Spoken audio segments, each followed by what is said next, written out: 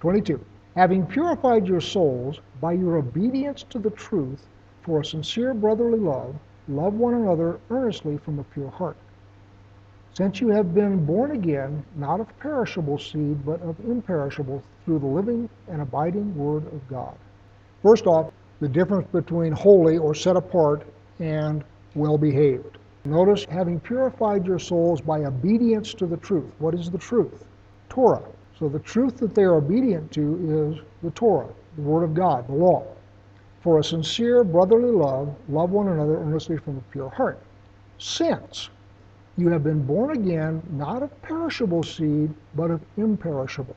So what is the imperishable seed that has caused them to be born again? The Word of God.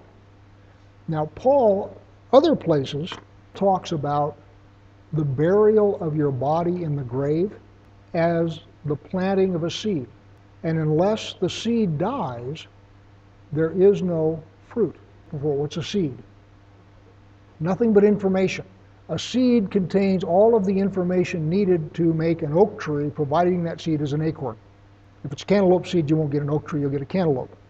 But all of the information needed to make the plant is inside the seed. All that needs to happen to it is it needs to be planted in the ground and receive water and sunlight. But the information is in the seed.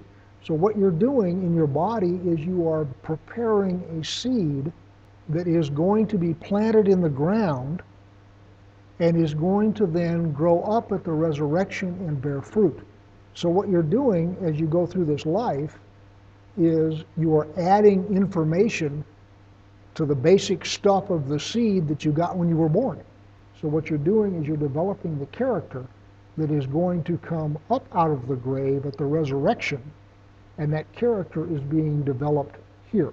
And so in that sense, what you're doing is you're constructing a seed that will be planted in the grave, and at the resurrection will come up and bear fruit.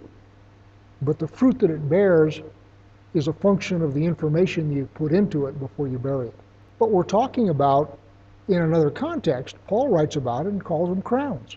The things that you do will go through the fire, and the stuff that you made that is made out of gold, silver, and precious stones will pass through the fire, and that will be, if you will, your crowns or your reward.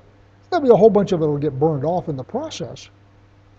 But if you don't ever set any of that up here, there's nothing to go through the fire except you, and as he says, you'll be saved, but you'll smell like smoke.